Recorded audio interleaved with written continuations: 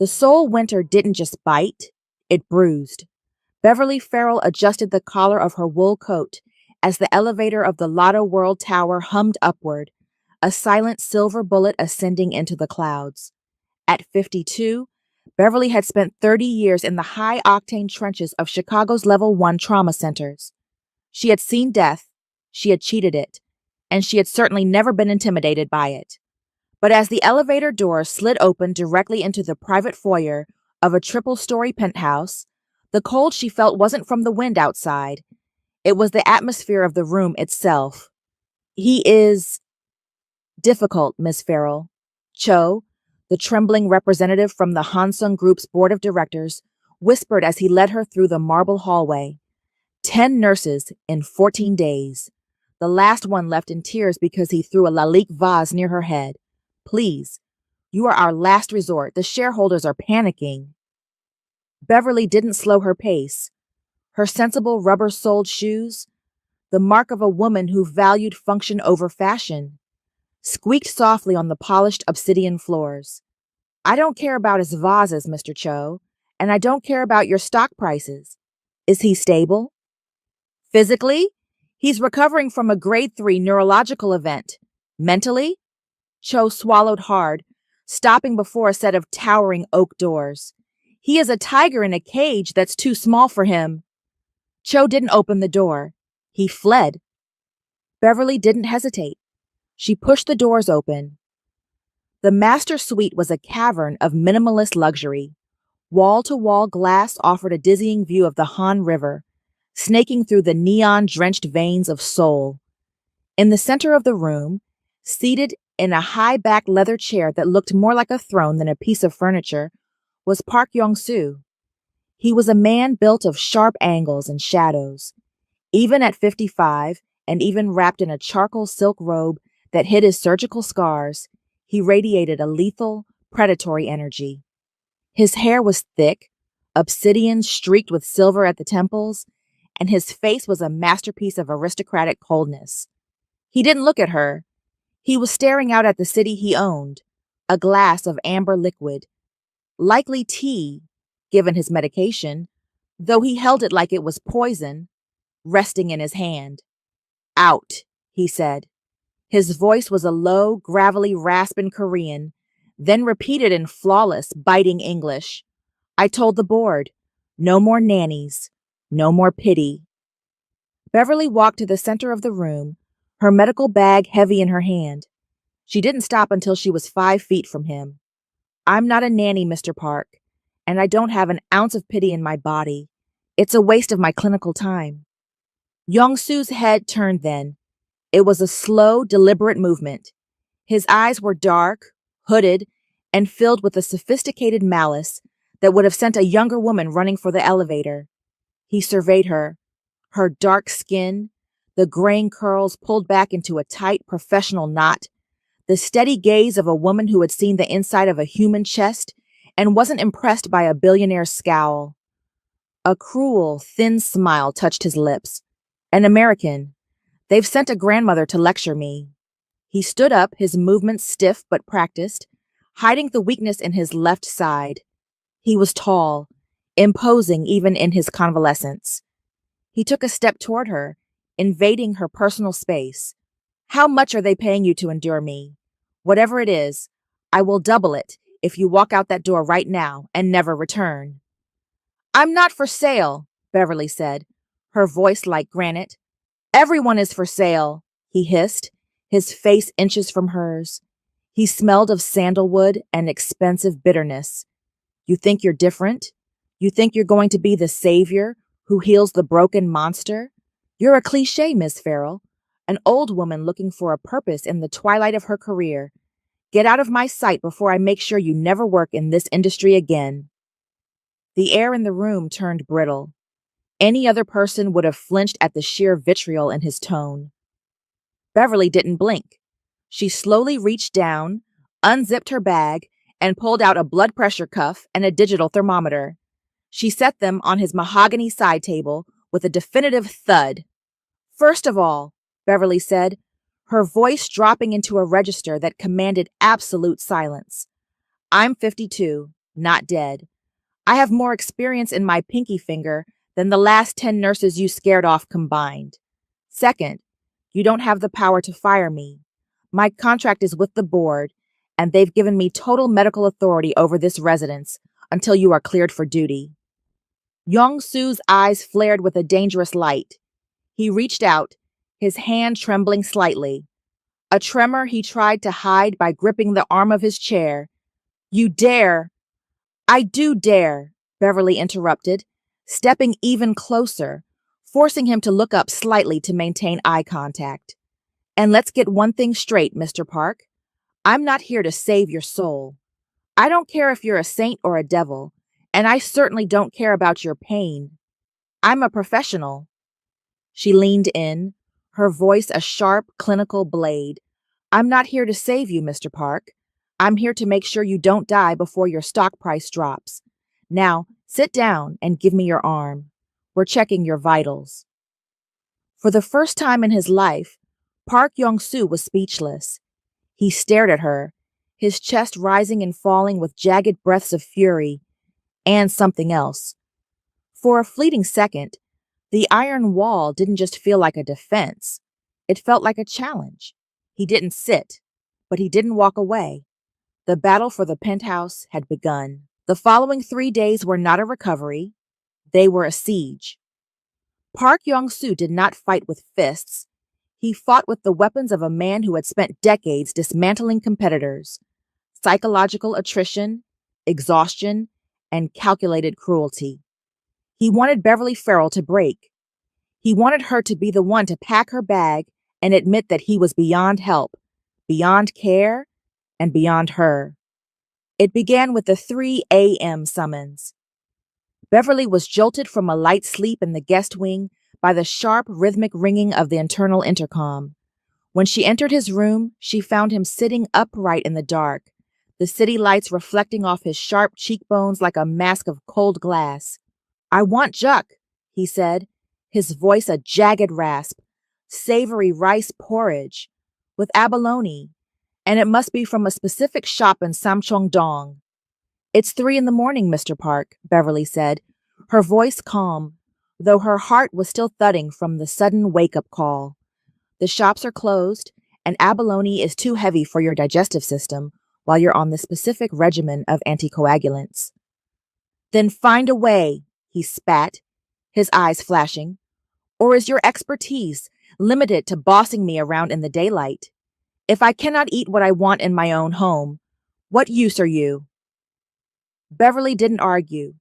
She went to the kitchen, found rice, and spent 45 minutes preparing a simplified, nutrient-dense version of the dish. When she brought it to him, he took one look at the steam rising from the bowl and swept it off the bedside table. The ceramic shattered.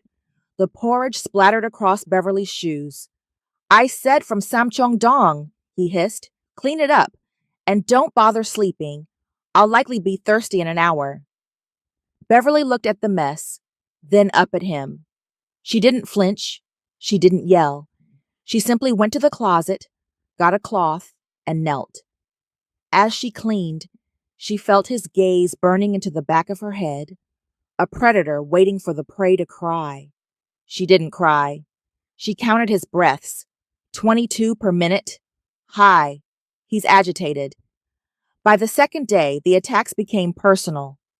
Tell me, Ms. Farrell, he said, as she attempted to administer his afternoon neurostimulants.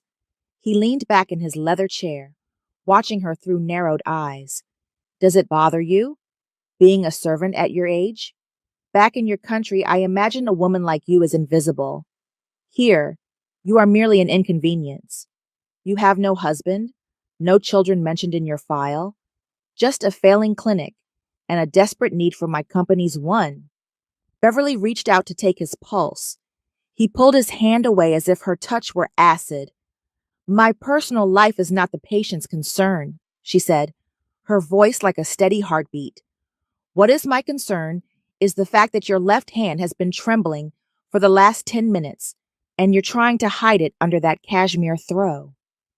Yong-Soo's face went rigid. The hit landed.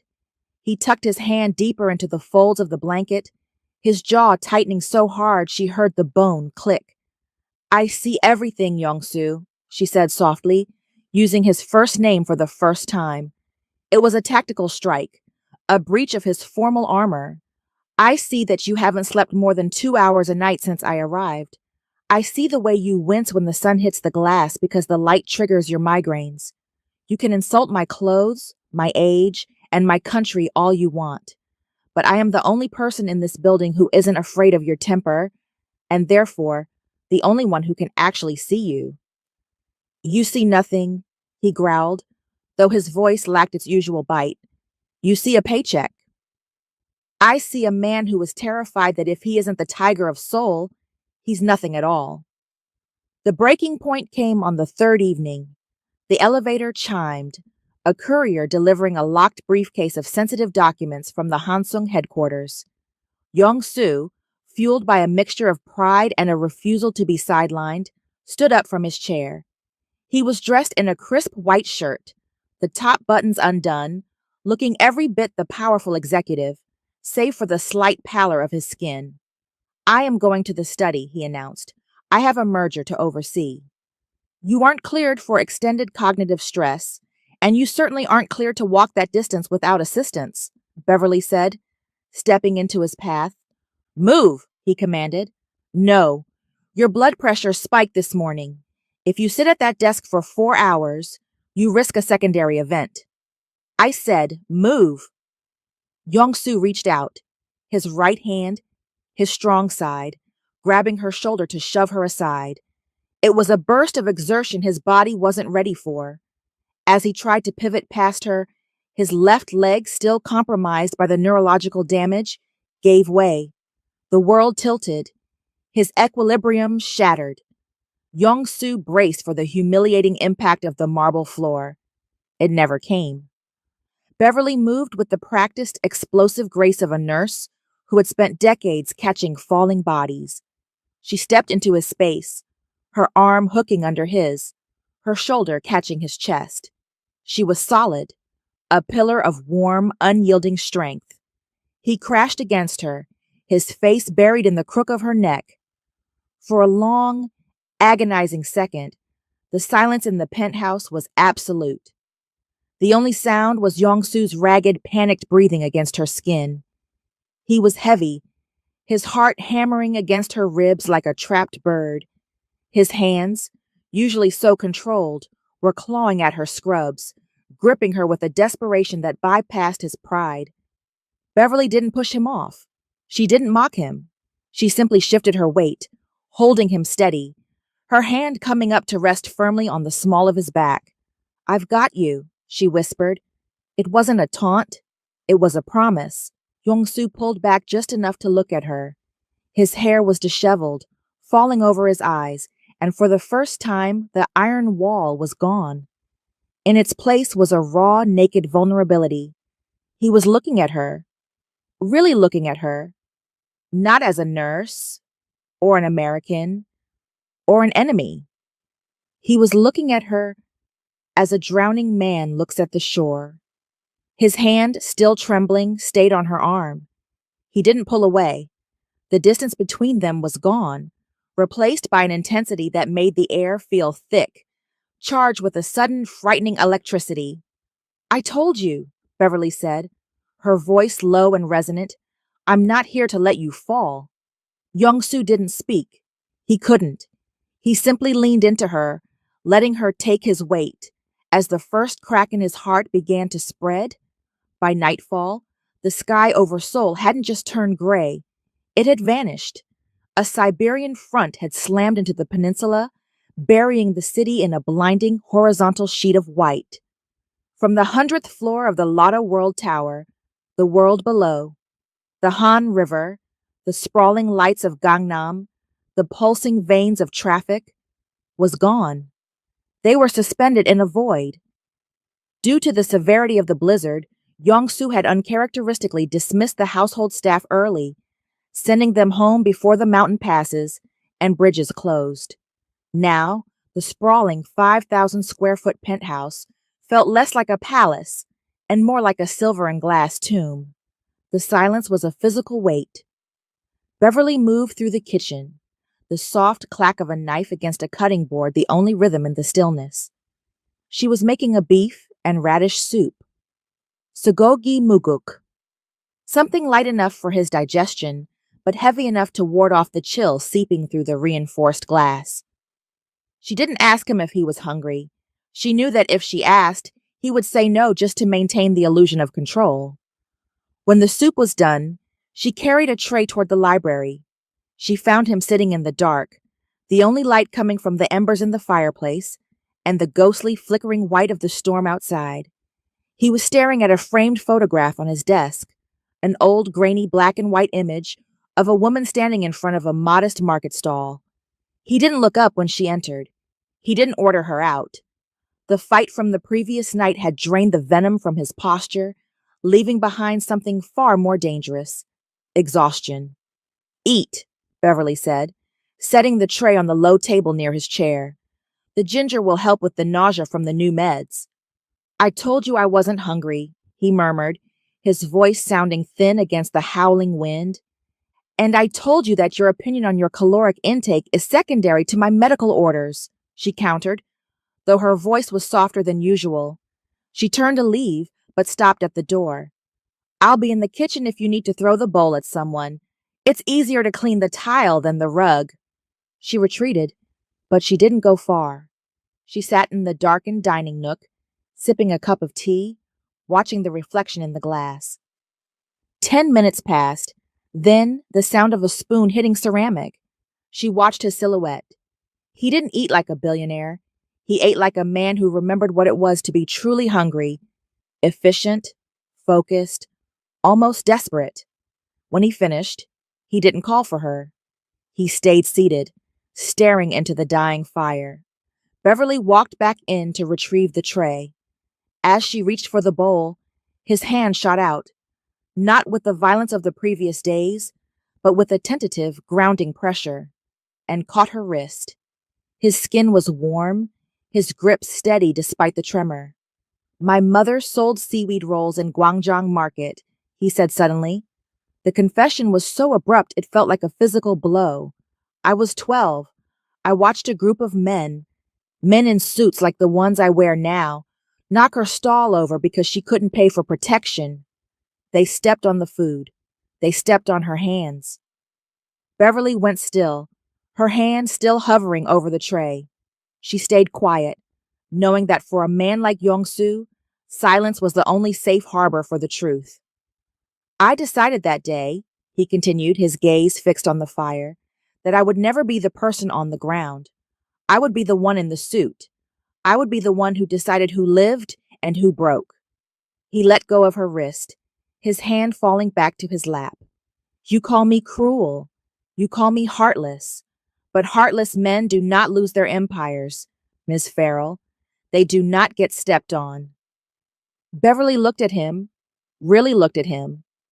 She saw the silver in his hair, the fine lines of tension around his eyes that had nothing to do with his recent illness and everything to do with 30 years of holding a shield over his head. She realized then that his anger wasn't hate. It wasn't directed at her, or the board, or the nurses. It was mourning. He was mourning the boy who had loved his mother. He was mourning the man who could have been kind if the world hadn't demanded he be a monster to survive. He was terrified because this illness, this sudden physical betrayal, had stripped away the iron CEO and left only the vulnerable human underneath. "You're not in the market anymore, Yong-Soo," Beverly said, her voice a low, resonant velvet. She sat on the edge of the table, bringing herself to his eye level. "And I'm not the man in the suit coming to break your stall.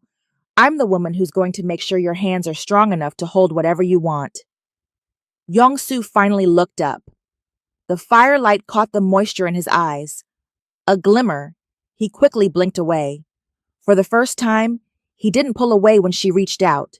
She placed her hand over his trembling one, her thumb tracing the line of his knuckles. "The storm will pass," she whispered. "The storms in Seoul never truly pass," he replied, his voice a ghost of a whisper. "They just wait for you to get comfortable." But he didn't pull his hand away. He turned it over, his palm meeting hers, his fingers curling tentatively around her own. Outside, the blizzard screamed, but inside the gilded cage, the air had finally begun to warm. Beverly felt a pull in her chest, a dangerous, unprofessional spark of empathy that felt a lot like the beginning of something she couldn't control. She was 52 years old, and she knew better. But as he squeezed her hand, she knew she wasn't going anywhere. The morning after the storm, the sunlight was blinding. It reflected off the fresh Seoul snow and poured through the penthouse windows with a clarity that felt invasive. Yong-soo was in his study, a room of dark wood and leather that smelled of old books and unspoken secrets. He was attempting to review a digital manifest, but his left eye was twitching, a lingering ghost of his neurological event. He looked tired, not just physically, but deep in his marrow. The heavy oak doors didn't just open, they were slammed. Park Jin-ho, Yong-soo's brother-in-law, and the vice chairman of Hansung's construction wing, marched in. He was followed by two men in identical charcoal suits carrying slim leather briefcases. Jin-ho was younger, softer, and wore a smirk that suggested he had been waiting for this moment for years. "Brother-in-law," Jin-ho said, his voice dripping with a false, oily concern. "You look frail. The rumors at the office are much kinder than the reality." Yong-soo's hand tightened on the arm of his chair. "I didn't authorize a visit, Jin-ho. Get out." "I'm not here as family," Jin-ho said, signaling the lawyers. They stepped forward, placing a thick stack of documents on the mahogany desk. "The board is concerned. The market is volatile. We need a steady hand at the helm while you play at being an invalid. These are the proxy voting rights. Sign them, and you can retire to the countryside in peace." Yong-soo stared at the papers. His tremor, the one he had worked so hard to hide from Beverly, began to vibrate through his entire arm. He tried to reach for a pen to sign, not because he wanted to, but because the shame of being seen as incapable was more painful than the loss of his company. "He isn't signing anything." The voice was like a cold snap. Every head in the room turned. Beverly stood in the doorway. She wasn't wearing her coat or her street clothes. She was in her deep navy scrubs, her stethoscope draped around her neck like a silver torque. She looked every inch the authority she was. Jin-ho sneered, looking her up and down. "And who is this? The help?" "I am Beverly Farrell, Mr. Park's chief medical liaison," she said, walking into the room with a stride that forced the lawyers to step back. She didn't look at Yong-soo yet. She kept her eyes locked on Jin-ho. "And you are currently in violation of a restricted medical environment." "Medical environment? This is a penthouse," Jin-ho laughed. "Move aside, woman. This is Hansung business." "It's a clinical recovery zone," Beverly corrected, her voice dropping into that low, dangerous register that made the trauma residents in Chicago tremble. "Under the terms of my contract, which was ratified by your own board, I have the power to veto any activity that poses a direct threat to the patient's neurological stability. This," she gestured to the lawyers and the papers, "is a stress-induced stroke waiting to happen." "You have no right." "I have every right." Beverly stepped into Jin-ho's personal space. She was shorter than him, but she felt like a mountain. "Mr. Park is currently under a strict no cognitive strain protocol. These documents constitute a high-level stressor. If you don't leave this room in the next 60 seconds, I will call the police and file a report for elder abuse and corporate coercion while the patient is under medical duress. I'll also make sure the Chosun Ilbo gets a tip about how the vice chairman is trying to trigger a second stroke in his own brother-in-law." Jin-ho's face turned a mottled purple. He looked at Yong-soo, who was watching Beverly with an expression of stunned disbelief. "You're letting this foreigner speak for you?" Jin-ho spat. Yong-soo didn't answer immediately. He looked at Beverly's back, the solid, unyielding line of her shoulders. For the first time in 30 years, he didn't feel like he had to be the only one holding the line. She is my medical authority, Young-soo said, his voice surprisingly steady. Do as she says. Get out. The silence that followed was brittle. Jin-ho snatched the papers off the desk, hissed a curse in Korean, and stormed out, his legal shadows scurrying after him. The heavy doors clicked shut. The study fell into a profound quiet. Young-soo sat back, the adrenaline leaving him all at once, leaving him gray and shaken. Beverly didn't immediately move to check his vitals. She stood by the window, watching the black sedan speed away from the tower. Why did you do that? Young-soo asked. His voice was raw. You could have let them take it. It would have made your job easier. I would have been a retired man with nothing to do but follow your orders. Beverly turned around. She saw the way he was looking at her. Not as a billionaire, but as a man who had just realized he was hunted. I'm a nurse, Young-soo. My job is to protect my patient from things that hurt them. Sometimes that's a blood clot. Sometimes it's a parasite in an expensive suit. He looked away, his jaw tight. You don't even like me. I've spent the last week treating you like an intruder. Beverly walked over to him. She didn't stay at a professional distance. She sat on the corner of his desk, looking down at him with a weary, knowing smile. I don't like bullies, she said simply. I grew up in a neighborhood where men like that took what they wanted because they thought no one was looking. I spent 30 years in an ER seeing the damage they leave behind. She reached out, and for the first time, she initiated a touch that wasn't clinical. She placed her hand over his, stilling the tremor. I don't like bullies, Young-soo, even if the person I'm protecting is a bit of a bully himself. Young-soo's fingers slowly curled around hers. He didn't let go. He looked at their joined hands. The contrast of her deep, warm skin against his pale, cool palm. It was the most inconvenient thing that had ever happened to him. He had spent his whole life making sure he didn't need anyone. And yet, here he was, clinging to the hand of a woman who had just declared war on his behalf. I am a bully, he admitted, his voice a low vibration. I know, Beverly whispered, her eyes meeting his. But you're my bully. Now, let's go to the kitchen. You're going to eat, and then you're going to rest. And if I see a single business file in your hand before tomorrow, I'll hide your reading glasses. For the first time since she had arrived in Seoul, Park Young-soo didn't scowl. He gave a tiny, almost imperceptible huff of a laugh. It wasn't much, but it was the sound of the ice finally, truly beginning to break. The hostility hadn't vanished. It had evolved. It was no longer a blunt instrument used to drive Beverly away, but a sharp surgical tool Young-soo used to probe the depths of the woman who had dared to claim authority over him. It began with the files. Young-soo was back at his desk, but he wasn't hiding the documents anymore. Instead, he left a quarterly report for a pharmaceutical subsidiary open on the tablet near his medication tray. When Beverly came in to check his temperature, he didn't look up. The board wants to liquidate the R&D wing in Incheon, he said, his voice casual, as if he were talking to a senior vice president rather than his nurse. They say the overhead is too high and the success rate is too low. What do you think, Miss Farrell? Beverly didn't miss a beat. She clicked the thermometer and waited for the beep. I think your board sees numbers on a spreadsheet, but they don't see the community. That wing provides specialized geriatric care for the local population as part of its clinical trials. You close that, you lose your goodwill in the region, and your recruitment for future trials will tank. Young-soo paused, his pen hovering over a signature line. He finally looked up, his dark eyes narrowed. You read the appendix? I read everything that's left out in my workspace, she countered, meeting his gaze.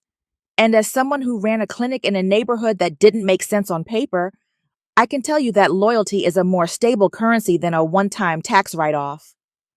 Young-soo went quiet. He didn't argue. He simply made a note in the margin of the file. For the next 2 days, the tests continued. He asked her about logistics, about human behavior, about the ethics of a new insurance algorithm. Each time, Beverly answered with a sharp, pragmatic brilliance that made him realize he hadn't just hired a nurse. He had invited a formidable strategist into his sanctuary. He was no longer just watching her as a caregiver. He was watching the way her mind worked. He noticed the way she hummed when she was thinking, the way she didn't bow to his status, and the way her presence seemed to fill the cold, empty rooms of his penthouse with a heat he hadn't felt in years. On Friday evening, a large black box embossed with the logo of a world-renowned designer appeared on Beverly's bed. Inside was a note in Young-Soo's elegant, sharp script. I find I am tired of looking at blue scrubs. Dinner is at 8, in the formal dining room. Do not be late. Beverly opened the box. Nestled in layers of charcoal tissue paper was a structured floor-length gown in a deep iridescent plum, the color of a midnight sky just before the sun breaks. It was silk, heavy and luxurious, with a high neck and tailored shoulders that screamed power rather than submission. At 8 p.m., the elevator doors of the private floor opened. Young-Soo was standing by the floor-to-ceiling windows, dressed in a black velvet dinner jacket. He held a glass of mineral water, his posture rigid. He heard the soft shush of silk against the marble and turned. The air left his lungs. Beverly Farrell had transformed. The woman who usually wore sensible shoes and a stethoscope now stood before him like a queen from an ancient, forgotten empire. The plum silk draped over her curves with a devastating elegance, the deep color making her dark skin glow with a radiant, honeyed warmth. She had let her hair down, a crown of silver-streaked curls that framed a face that looked 10 years younger in the candlelight. She didn't look like his savior. She looked like his match. "You're staring, Mr. Park," Beverly said, her voice a low, vibrating silk that matched her dress. She walked toward him, the heels he had included in the box clicking with a slow, deliberate confidence. Young-Soo didn't look away. He couldn't. The iron wall wasn't just cracking. It was dissolving into a puddle at his feet. "I am observing the results of my investment," he managed to say, though his voice was uncharacteristically thick. He stepped closer, the scent of her perfume, something warm, like vanilla and toasted spice, hitting him with the force of a physical blow. He reached out, his hand hovering near her waist before he caught himself and lowered it. The tension between them was no longer the friction of two enemies. It was the heavy, ionized air before a lightning strike. "You look—" He searched for the word in English, then settled for the truth in his own language. "Aramdawo." "Beautiful?" Beverly translated softly, a small, knowing smile playing on her lips. "Dangerous," he corrected, his voice dropping to a whisper. He gestured to the table, which was set with porcelain and silver, a private chef's spread waiting for them. "Tonight, there is no patient and no nurse. Only two people in a very high tower, Beverly." He pulled out her chair, his hand lingering on the back of it, his fingers brushing the silk of her sleeve. The touch sent a jolt of electricity up Beverly's arm that she felt in the very center of her chest. She sat, and as he took his place opposite her, the vast glittering expanse of soul at their backs, the dynamic shifted forever. They weren't fighting for control anymore.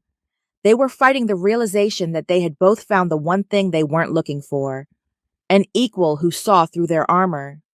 "To the stock price?" she joked, raising her glass, trying to break the intensity of his gaze. Young-Soo didn't smile.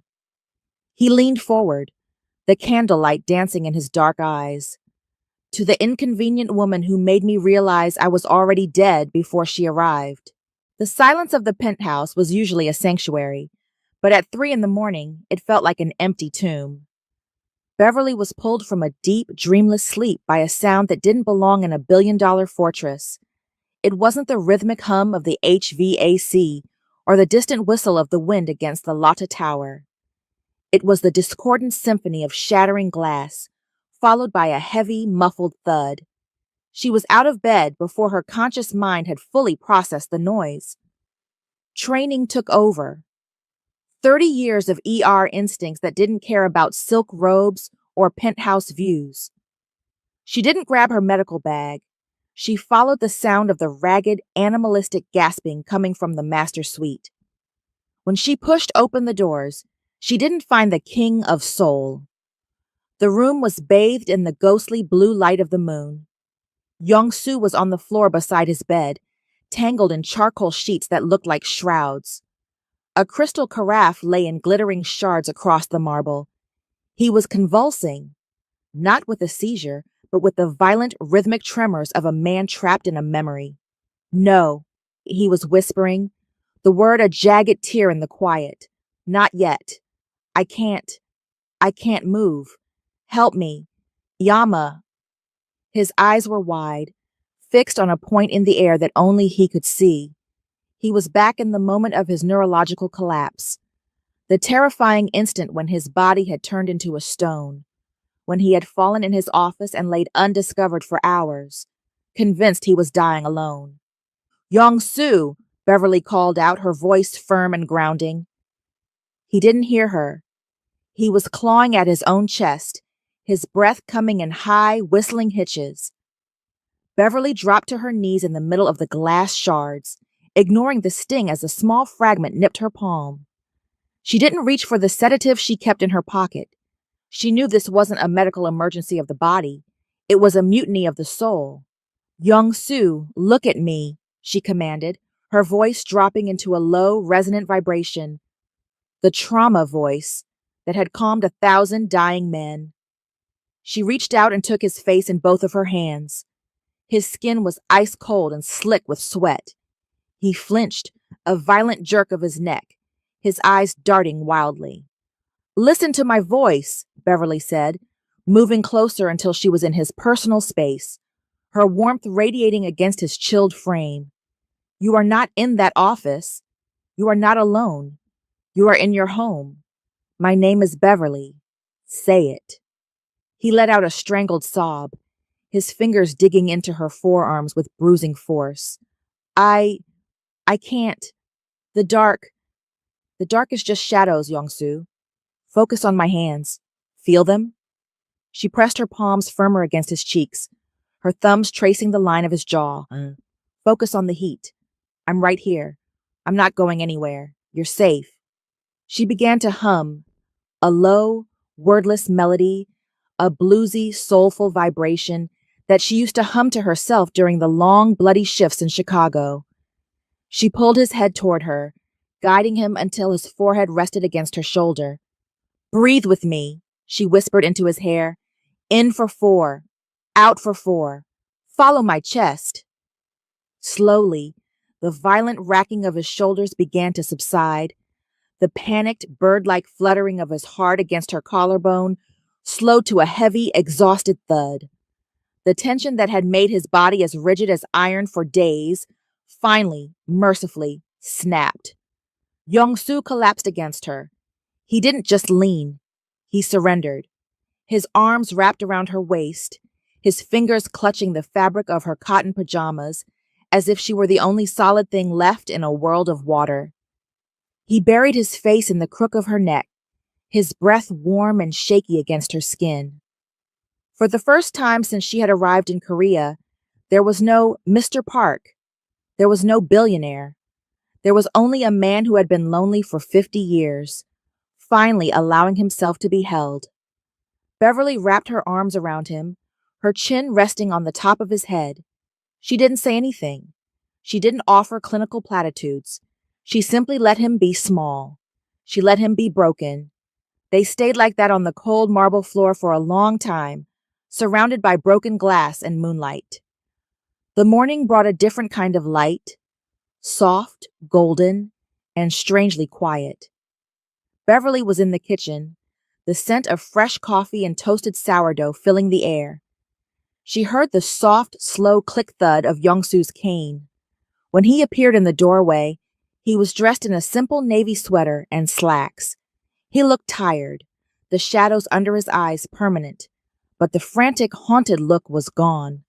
He stopped, watching her move. The silence between them wasn't the heavy, awkward quiet of two strangers who had shared a moment of weakness.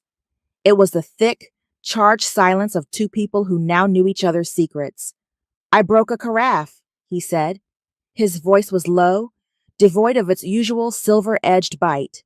I'll deduct it from my hazard pay, Beverly replied, not looking up from the coffee she was pouring. He walked to the island, but he didn't sit in his usual spot at the head of the table. He stood near her. When she handed him his mug, their fingers brushed. In the past, he would have pulled away. This time, he let the contact linger. Beverly, he said. She looked up. Last night, you didn't call the doctor. You didn't give me the pills. He searched her eyes, his expression a complex map of gratitude and something far more terrifying. Affection. Why? Beverly set her own mug down and leaned against the counter, meeting his gaze with the steady, unblinking honesty that had been his undoing. Because you didn't need a doctor, Yong-soo. You needed a person. And because I promised I wouldn't let you fall. I meant it. Yong-soo reached out, his hand steady this time, her coming up to touch the side of her neck, right where his face had been buried hours before. His thumb traced her jawline, a touch that was purely, devastatingly elective. No one has ever stayed, he whispered. When I am like that, they only see the tiger. They never stay for the man. Then they were looking at the wrong things, she said softly. The patient/nurse barrier didn't just break. It vanished, leaving behind something raw and electric. In the quiet of the soul morning, they were no longer savior and saved. They were two people who had seen the worst of each other and decided for the first time that it was enough. Yong-soo leaned in, his forehead dropping to touch hers. It wasn't a kiss, but it was a covenant. Don't leave when the contract is over, he murmured. Beverly closed her eyes, feeling the warmth of him. We'll see, Yong-soo. We'll see. The gallery was a temple of white marble and glass, hidden away in the quiet, prestigious, winding streets of Samcheong-dong. It was the kind of place where the silence cost more than a mid-sized sedan. Yong-soo stood in the center of the foyer, leaning only slightly on a charcoal cane with a silver tiger's head handle, a concession to his recovery that he turned into a fashion statement. He was dressed in a bespoke midnight blue suit that emphasized the breadth of his shoulders and the regained sharpness of his silhouette. Beside him, Beverly felt the weight of 1,000 eyes. She wore a tailored cream silk suit with bronze undertones that complemented her complexion and the silver in her hair. She looked sophisticated, grounded, and entirely other, in a room filled with the porcelain-skinned elite of Seoul's upper crust. You don't have to do this, she whispered, her hand resting lightly on the crook of his elbow. She could feel the tension in his muscle. The iron was back, but it was brittle. The board knows you're alive. You don't need to prove it to the ghost in this room. It is not about the board, Beverly, Yong-soo replied, his gaze fixed forward as the heavy gallery doors opened. In this city, if you are not seen, you do not exist, and I am tired of existing in the dark. As they entered, the low hum of conversation didn't stop, but it changed frequency. It became a serrated hiss of whispers. Is that him? He looks older. And who is that? A nurse? Or did he bring his housekeeper to a Lee Ufon opening? The comments were in Korean, meant to be a barrier, but Beverly didn't need a translator to read the room. She saw the way the women looked at her, not with curiosity, but with a calculated, dismissive disdain.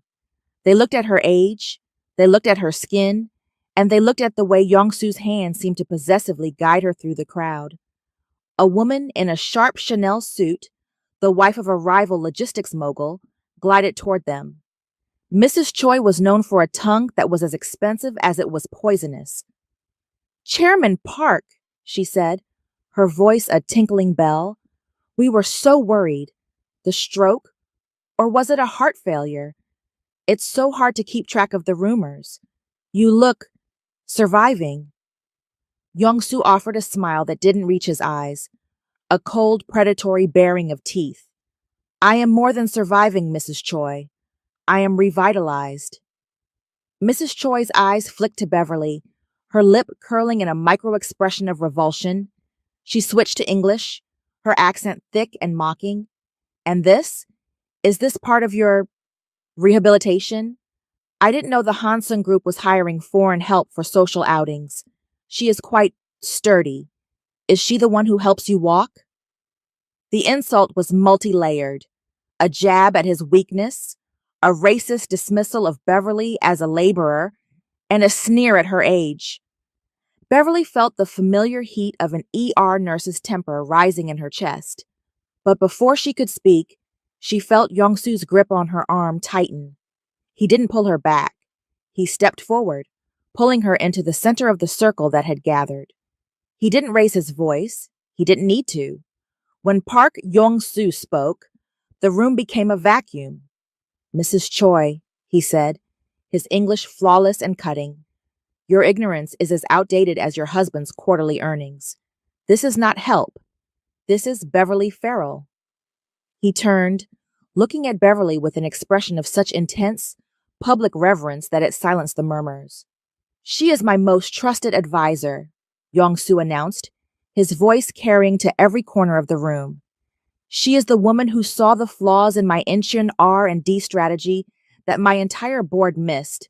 She is the woman who holds the authority over my schedule, my health, and my confidence. If you find her presence confusing, it is likely because you are unaccustomed to seeing a woman who possesses both a mind and a backbone."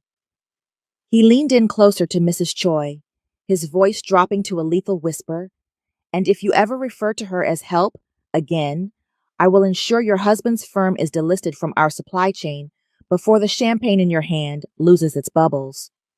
Mrs. Choi turned ashen. She took a stumbling step back, her social mask shattering. Young-Soo didn't wait for an apology.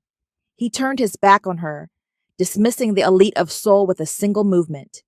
He looked at Beverly, his eyes searching hers, the tiger softening just for her. "Are you all right?" he asked softly. Beverly was stunned. In Chicago, she had fought her own battles. She had never had a king draw a sword for her. She looked at the man beside her, the man she had found shivering and broken on a marble floor just days ago, and saw him using his power not to crush a rival, but to shield her dignity. "I'm fine," she said, her voice a bit breathless, "but you just started a corporate war for me." "No," Young-Soo said, his hand sliding down to interlace his fingers with hers, right there in front of the cameras and the critics. "I just reminded them that I have something they will never have." "And what's that?" He looked at her, at the silver in her hair, the strength in her eyes, the warmth of her hand against his. "A reason to keep my heart beating." He led her deeper into the gallery, his cane clicking rhythmically on the floor. For the first time, Beverly didn't feel like a nurse or a savior. She felt like a partner. And as the elite parted like the Red Sea to let them through, she realized the melting was over. The man was no longer frozen. He was on fire. The betrayal didn't come with a scream. It came in a slim, cream-colored envelope handed over in the back of a black sedan parked in a rain-slicked alley behind the Lotta Tower. "It's more than a bonus, Miss Farrell. It's a legacy," whispered Director Kang, the man who had been orchestrating the board's quiet rebellion. He slid the envelope across the leather seat. $500,000, enough to pay off the foreclosure on your clinic in Chicago twice over. All we need is a detailed medical assessment. Not a lie, just a focus on his cognitive instability and emotional volatility. Help us help the company." Beverly stared at the envelope. Back home, the Farrell Community Health Center was gasping its last breath. She could almost hear the sound of the boards being nailed over the windows of the place where she had spent 30 years of her life. "You want me to sell him out," Beverly said, her voice hollow. "We want you to be a professional," Kang replied. "He is a liability. You are a nurse. Your first duty is to the truth, isn't it?" Beverly took the envelope.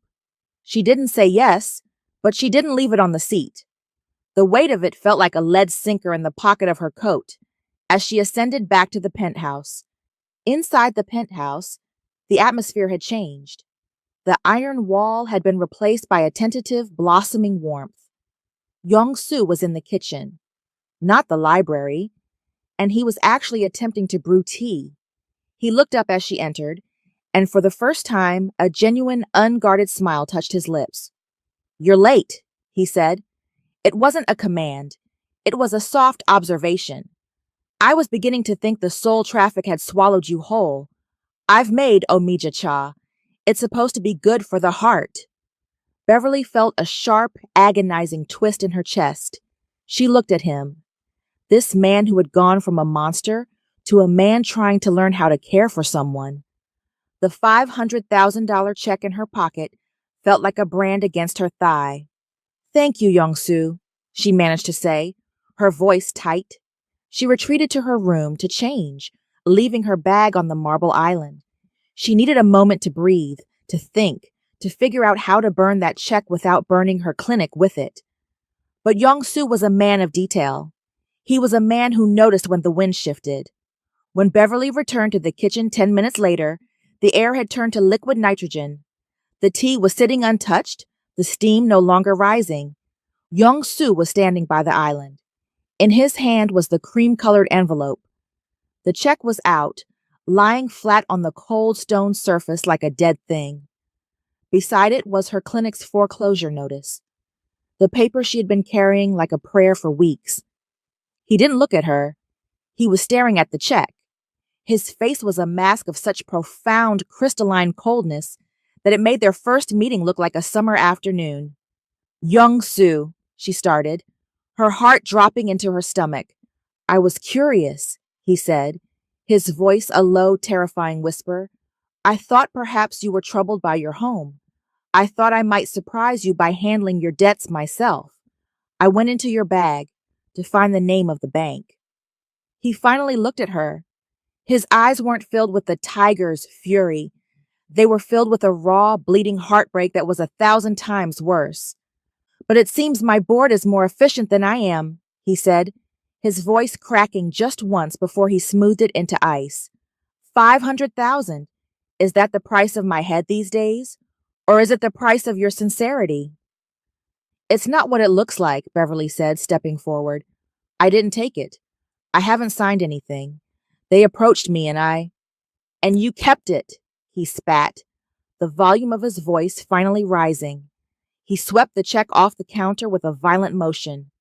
"You kept it in your pocket while you drank my tea. You let me touch your hand while you were calculating the value of my instability." "I was trying to save my life's work, Yong-Soo. My clinic is everything to me." "And what was I?" he roared, slamming his hand against the marble. The sound echoed like a gunshot in the vast room. "Was I just a difficult patient to be managed? A project? A payday?"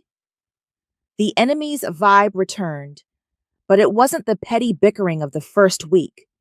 This was the war of two people who had let their guards down and been stabbed for the effort. Yong-Soo stepped toward her, his stature towering, his presence once again looming and lethal. He looked at her, not as his savior, but as the ultimate traitor.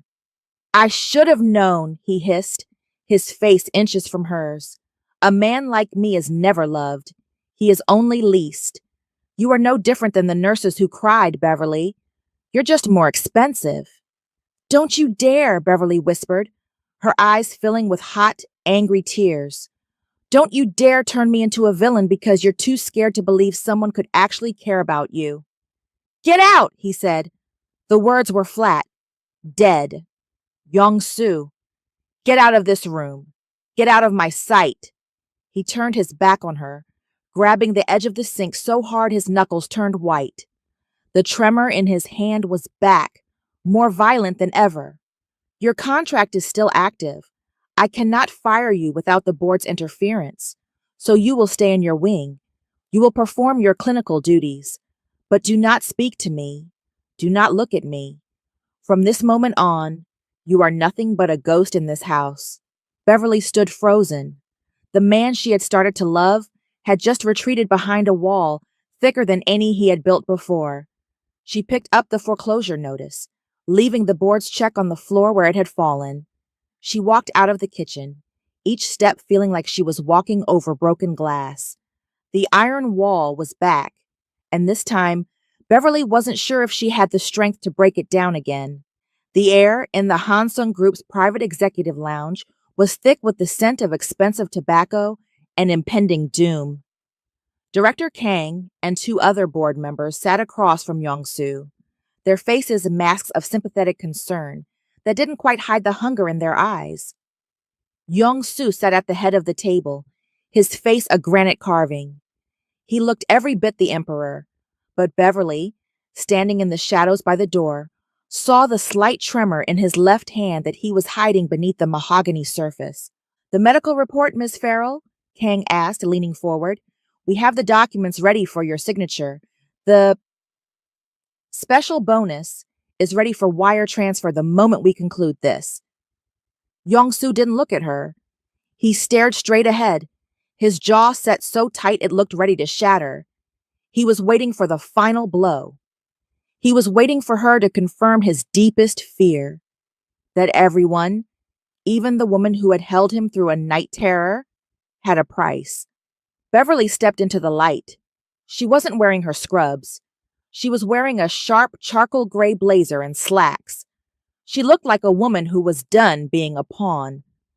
She reached into her pocket and pulled out the cream-colored envelope. With a flick of her wrist, she tossed it onto the center of the table. It slid across the polished wood and hit Director Kang's coffee cup with a sharp clack. "I believe this belongs to you," Beverly said, her voice echoing with a terrifying clarity.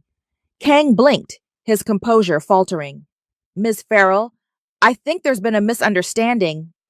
"There's no misunderstanding, Director," she interrupted. "I've spent 30 years in the ER. I know a parasite when I see one. You didn't want a medical assessment. You wanted a weapon. And you thought that because I have bills to pay, I'd be willing to pull the trigger for you." She turned to Yong-soo. For the first time in 48 hours, she forced him to meet her eyes. "I'm quitting," Beverly announced. The room gasped, but she kept her gaze locked on the man at the head of the table. "I'm terminating my contract with the Hansung Group effective immediately. I don't work for vultures." Yong-soo's mask finally cracked. His eyes widened, a flicker of raw, confused hope sparking in the darkness. "Beverly, however," she continued, turning back to the board, "I'm not leaving the penthouse. As of 10 minutes ago, I've accepted a position as Mr. Park's personal guest. If you want to get to him, you'll have to go through me, and I promise you I'm much harder to bribe when I'm not on the clock." "You can't do this." Kang stood up, his face reddening. "This is a breach of—" "Call the police, then," Beverly challenged, leaning over the table. "I'd love to explain to the authorities and the press exactly what was in that envelope and why you were offering it to the chairman's private nurse." The silence that followed was absolute. Kang looked at the check, then at Yong-soo's darkening expression, and realized he had lost. The vultures gathered their things and retreated, scurrying out of the room like rats fleeing a flooding basement. The penthouse was quiet again, the late afternoon sun casting long, amber shadows across the floor. Yong-soo stood by the window, his back to the room. Beverly was at the island, packing her medical kit into her bag. She had kept her word. She had moved her things out of the staff wing and into a guest room. "Why?" The word was a mere breath. Yong-soo turned around. He looked diminished, his pride stripped away, leaving only the man who had been saved. "I thought you were gone," he whispered. "I said such things to you. I compared you to everyone else." "You did," Beverly said, her voice steady but weary. "You were a jerk, Yong-soo. A world-class, billionaire-grade jerk." He took a step toward her, then another. The cane clicked on the marble, a rhythmic heartbeat. "I have lived my life assuming that everyone is an enemy until they prove they are a servant. I didn't know how to see you. I was afraid." "Of me?" "Of needing you," he admitted, stopping a foot away from her. The iron wall wasn't just gone. The ground it stood on had been washed away. He looked at her dark, beautiful face, the wisdom in her eyes, and the strength that had protected him when he couldn't protect himself. The board is gone. The contract is over. You have no reason to stay in this cold house with a man who treated you like a traitor. Beverly zipped her bag. I told you, I don't like bullies, and I don't leave my friends in a vulture's nest. Is that all we are? Friends? He reached out, his hand trembling, not from his illness this time, but from the sheer weight of what he was about to ask. He tucked a stray curl behind her ear, his touch lingering against her temple. Stay, he whispered. Not for the clinic, not for the contract, not because I'm a patient. He closed his eyes for a second, his voice breaking. Stay because I don't know how to be this man without you. Stay for me. Beverly felt the last of her own defenses crumble. She looked at this powerful, complicated man who was offering her the one thing he had never given anyone, his heart, completely unarmored. I'm a very expensive guest, Yong-Soo, she teased softly, her voice thick with emotion. I will give you the world, he vowed. Just don't leave me in the dark. He didn't wait for her to answer. He reached out, his hands framing her face, and pulled her toward him. The kiss wasn't the tentative, gentle thing of a movie.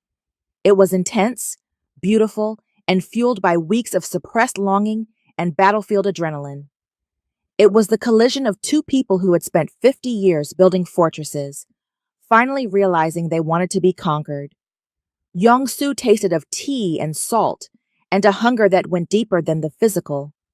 His fingers tangling in her hair as he pulled her flush against him, his body finally finding its anchor. Beverly wrapped her arms around his neck, holding him with a fierce, possessive strength, meeting his fire with her own. When they finally pulled apart, the air between them was electric. The inconvenient savior had become something else entirely. Yong-Soo rested his forehead against hers, his eyes dark with a heat that promised she wouldn't be sleeping in the guest room tonight. I think, he murmured against her lips, my blood pressure is rising again. Beverly smiled, a radiant, triumphant glow. Don't worry, Mr. Park. I'm not going anywhere. The golden glow of their new union was shattered by a reminder of mortality. It happened in the early hours of the morning. Yong-Soo had tried to stand, but the room had tilted violently. When Beverly found him, he wasn't throwing vases or shouting commands. He was sitting on the edge of the bed, his head in his hands, trembling with a silent, terrifying fragility. The setback was a transient ischemic attack, a warning shot from a body that had been pushed too hard by corporate wars and emotional upheavals. But this time, the tiger didn't roar. When Beverly helped him back onto the pillows, her professional mask firmly in place despite her racing heart, he looked at her with an expression that broke her more than his cruelty ever had. It was fear, not the fear of pain, but the fear of time. I finally found the sun, he whispered, his voice a ghost of its former power. And now, the clouds are closing in. The clouds are passing, Yong-Soo, Beverly said, her voice a steady anchor. I told you, I'm not letting you fall. For the next 3 days, the penthouse became a sanctuary of quiet, radical intimacy. There were no nurses, no staff, and no board members. There was only the woman who had seen his soul and the man who was finally learning to let it be seen. The second evening, Beverly prepared a bath. The master bathroom was a cavern of black granite and cedar wood, the air thick with the scent of hinoki and steam. In the past, Yong-Soo would have died before letting someone see him so exposed. But as Beverly helped him out of his silk robe, he leaned into her, his hand resting on her shoulder for support. She moved with a slow, reverent grace, her touch neither clinical nor voyeuristic, but profoundly tender. She helped him into the deep, steaming water. As he settled against the cedar backrest, his eyes closed in relief. Beverly knelt on the black tile beside the tub, dipped a soft cloth into the water, and began to wash him. The contrast was a living painting. her deep, rich cocoa skin against the pale, scarred marble of his chest. She moved the cloth over his shoulders, over the surgical scars on his side, and down the powerful line of his arms. When I was 20, Yong-Soo said, his eyes still closed, I thought my body was a machine. I thought if I worked it hard enough, it would never fail me. I thought strength was the absence of need. Beverly squeezed the cloth, warm water cascading over his skin like a benediction. And now? He opened his eyes, looking at her with a clarity that was devastating. Now I realized that the greatest strength I ever had was the day I finally let you catch me. He reached out a wet hand, his fingers tracing the curve of her cheek. Beverly leaned into his palm, a silent tear escaping and losing itself in the steam. You've spent 50 years being a fortress, Yong-Soo, she whispered. It's okay to just be the land for a while. Later that night, the rain drummed a rhythmic lullaby against the glass. They lay in the center of the massive bed, not as lovers in a frantic heat, but as partners in a long-awaited peace. Beverly sat propped against the pillows, a book of Langston Hughes poetry in her lap. Yong-Soo lay with his head in her lap, his obsidian hair fanned out against her thighs. She read to him, her voice a low, soulful hum that filled the room. To sit and dream, to sit and read, / to sit and learn about the world. Between the poems, the stories came out, the ones that didn't make it into the files. Beverly talked about the South Side of Chicago, about the aunties who had raised her on porches with sweet tea and the hard-earned wisdom of survival. She talked about the first time she lost a patient and how she had sat in her car and cried until the sun came up, realizing that her heart was both her greatest asset and her heaviest burden. Yong-Soo talked about the silence of his ascent. He spoke of the years he spent in cold offices, surrounded by friends who only wanted his signature and lovers who only wanted his name. We are the same, you and I, he said, his hand finding hers and interlacing their fingers. Two lonely peaks. We climbed so high so no one could touch us, only to find that the air at the top is too thin to breathe. But look where we are now, Beverly said, looking around the room that no longer felt like a gilded cage. We're not on the peaks anymore. No, Yong-Soo murmured, his eyes drifting shut as he succumbed to a healing, natural sleep. We found the valley, and the valley is warm. Beverly watched him sleep, the rise and fall of his chest a miracle she had been hired to protect and had stayed to love. She realized then that their age wasn't a deficit. It was their superpower. They didn't have the frantic, shallow passion of youth. They had the deep, subterranean connection of two souls who had waited half a century to finally be understood. She closed the book and turned off the lamp, the Seoul skyline shimmering outside like a sea of fallen stars. For the first time in her life, Beverly Farrell wasn't thinking about the next shift, the next crisis, or the next bill. She was exactly where she was meant to be. The final assault didn't come with a boardroom vote. It came with a knock at the penthouse door and a pair of men in gray suits carrying federal warrants. Ms. Beverly Farrell, the lead officer asked, his voice devoid of emotion. Your visa has been flagged for immediate revocation. There are allegations of unauthorized medical practice and undue influence over a vulnerable Korean citizen. You have 2 hours to pack your things for deportation. Beverly felt the blood drain from her face. She looked past the men toward the hallway, where Jin Ho, Yong-Soo's brother-in-law, stood leaning against the marble wall with a triumphant smirk. I told you, foreigner, Jin Ho called out. You don't belong in this tower. You're a stain on this family's reputation. Beverly's hands shook not with fear, but with a righteous burning fury. Before she could speak, a door clicked open behind her. Yong-Soo emerged. He was pale, leaning heavily on his silver-topped cane, his silk robe hanging slightly loose on his frame. But his eyes, the eyes that had softened only for Beverly, were once again 2 chips of obsidian, cold enough to freeze the air in the room. Get out, Yong-Soo said. The officers hesitated. Chairman Park, we have a signed affidavit from your family. I am the only family that matters in this house, Yong-Soo hissed, his voice a low, terrifying vibration. He turned his gaze to Jin-Ho. And you think because I stayed in bed for a few weeks that I have forgotten how to crush a viper? You haven't just attacked my guest. You have attacked my heart. I will see you in the boardroom in 1 hour. If you're late, I'll have security drag you there in front of the press. The Hansung Group headquarters was a monolith of glass and steel that pierced the Seoul sky.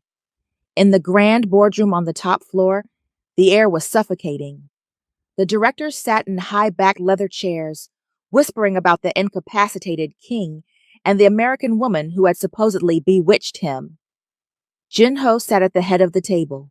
Thinking the chairman was bluffing, he is unable to attend. We will move to the final vote for his removal based on cognitive decline. The double doors at the end of the hall didn't just open. They were nearly thrown off their hinges. The room went silent. Yong-Soo marched in. He wasn't in a robe or a sweater.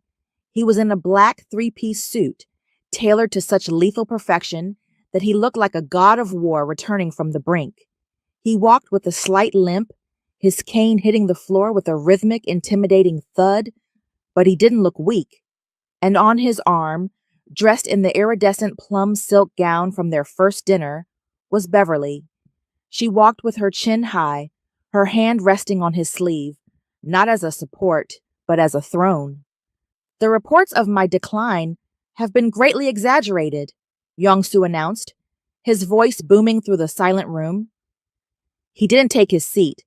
He stood at the head of the table, towering over Jin-Ho. He reached into his jacket and pulled out a digital tablet, sliding it across the table with a cold, dismissive flick. That is the recorded evidence of Director Kang and Vice Chairman Jin-Ho attempting to bribe a medical professional to falsify records, Yong-Soo said. It includes the wire transfer IDs and the recorded conversation from the back of a sedan. If a single word about deportation or mental instability is breathed again, this goes to the Blue House and every news agency in Asia. Jin-Ho went white, his hand trembling as he reached for the tablet. But I'm not here just to purge the dead weight, Yong-Soo continued. He turned, looking at Beverly, his expression softening just enough for the directors to see a man who was finally, truly alive. Hansung Group has spent 50 years looking inward, he said to the board. We have been a fortress, but fortresses eventually crumble. Growth requires new blood, new visions. Therefore, I am announcing the Hansung Global Health Initiative. A murmur went through the room. We are moving our primary pharmaceutical R&D operations and our new geriatric care pilot program to Chicago, Yong-Soo declared, specifically to the South Side. We are entering into a permanent partnership with the Farrell Community Health Center. We will be funding its expansion into a state-of-the-art regional hospital. Beverly gasped, her hand tightening on his arm. She looked at him, her eyes filling with tears. He hadn't told her. He had done the one thing she never thought a man like him could do. He had used his empire to protect her legacy. This is not a charity, Yong-Soo said, his voice regaining its steel as he looked back at the board.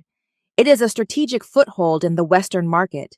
And since no one understands that market, or the human heart, better than she does, Beverly Farrell will be the executive consultant for the entire project.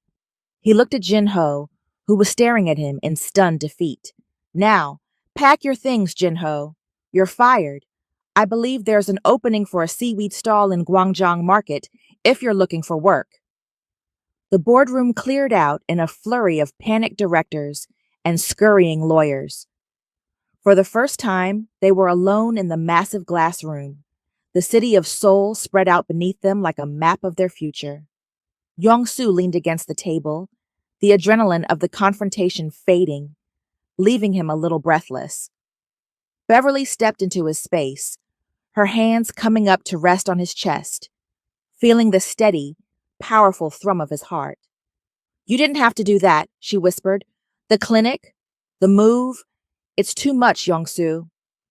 He reached out, his hand cupping her jaw, his thumb tracing the line of her lips. The iron wall was gone, replaced by a man who had finally found his home. I spent decades building a kingdom I didn't want to live in, he said softly.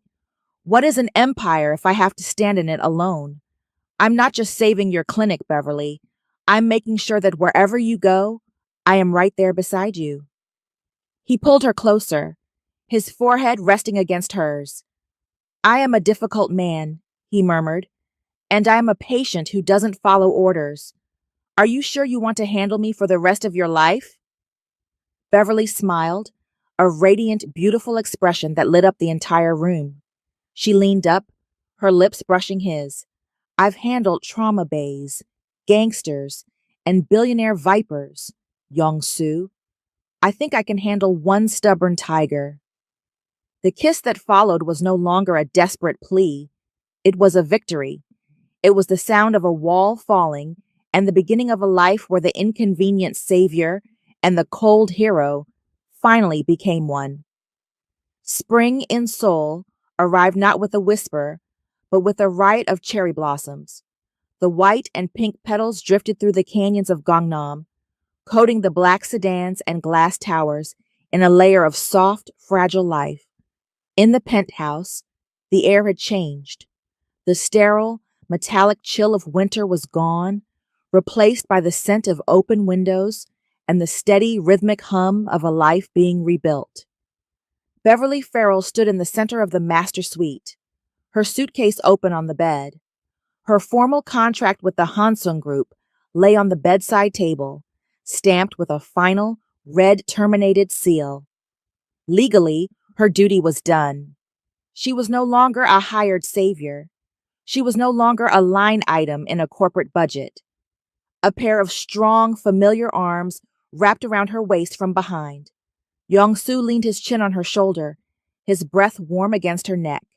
His tremor was gone, his strength returned, but the way he held her was different now. It wasn't a grip of desperation, but one of absolute, unwavering belonging. The plane is ready, he murmured. Are you sure you want to go back? I could buy the street. I could buy the neighborhood. You wouldn't have to lift a finger. Beverly turned in his arms, looping her hands around his neck. She looked at the man who had once tried to fire her with a snarl, and now looked at her as if she were the North Star.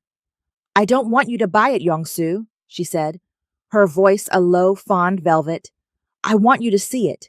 I want you to see the world that made me. And besides, someone has to keep you in line in Chicago. The nurses there won't be as patient as I was. Young-soo smiled, a real, genuine smile that reached his eyes. Then I suppose I have no choice. I've become quite accustomed to your lack of patience. 2 months later. Chicago, Illinois. The South Side was a different kind of jungle than Seoul. It was a place of brick and iron, of jazz spilling out of basement windows, and the scent of street vendors and summer rain. The Farrell Park Community Health Center stood as a beacon of polished stone and shimmering glass amidst the grit of the neighborhood. It was the most advanced medical facility in the city, but it still had the soul of the clinic Beverly's family had started 50 years ago. Inside the bustling waiting room, a man sat in a sleek, ergonomic chair that looked vastly more expensive than anything else in the building. Park Young-soo, dressed in a charcoal designer suit that probably cost more than the ambulance parked outside, was scowling at a small paper cup of lukewarm coffee. This is unacceptable, he muttered to no one in particular. The acidity is offensive. Beverly, why is there no proper tea in this wing? Beverly emerged from an exam room, her white coat open, her stethoscope around her neck. She looked vibrant, her skin glowing under the Chicago sun, her presence commanding and calm. She stopped in front of him, hands on her hips, a smirk playing on her lips. Mr. Park, she said, her voice carrying that familiar, doctor-in-charge authority. You are currently a guest in a community clinic. If you want high mountain oolong, you can walk 2 blocks to the shop you bought for me last week. Otherwise, sit there, be quiet, and wait for me to finish my rounds. A few of the regular patients, older black women who had known Beverly since she was a girl, snickered in the corner. "He's a handful, Bev," one of them called out. "You sure you don't want to trade him in for a quieter model?" Young-Soo looked at the woman, his eyes flashing with that old billionaire ice for a split second before he caught Beverly's warning look. He sighed, leaning back in the chair, and took another sip of the offensive coffee.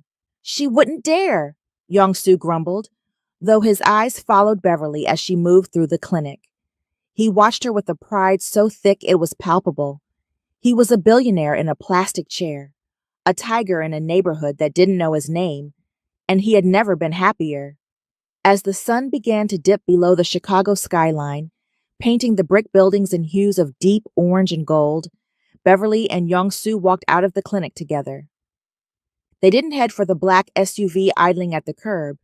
Instead, they walked down the sidewalk, their shoulders brushing. Young-Soo didn't use his cane today. He walked with a steady, measured gait, his hand finding Beverly's and interlacing their fingers. They were a striking pair, the elegant, silver-haired Korean titan and the powerful, radiant black doctor. They were two people who had already lived entire lifetimes, who had built empires and saved lives. And yet, as they walked through the vibrant, noisy street, they looked like teenagers at the start of a long summer. "You're thinking about the board meeting tomorrow," Beverly said, glancing at him. "I am thinking," Young-Soo corrected, pulling her slightly closer, "that I spent 50 years waiting for my life to begin. I wasted a lot of time being important, Beverly." "Well," she said, leaning her head against his shoulder as they crossed the street toward the park, "we're 50 now. We've got at least 30 more years of being unimportant together. Think you can handle the boredom?" Young-Soo stopped, turning her to face him under the glow of a street lamp. He looked at the woman who had invaded his fortress, disarmed his anger, and given him back his heart. He leaned down, his kiss tasting of the city and the future. "With you, Beverly Farrell," he whispered against her lips, "nothing is ever boring." They continued their walk, disappearing into the shadows of the park, two powerful souls who had found their second act in the most inconvenient, beautiful love of all. The end. Thank you for watching. If you loved this story, don't forget to hit that like button and subscribe for more emotional twists and character-driven plots. And if you're ready for the next story, make sure to turn on notifications so you never miss an update.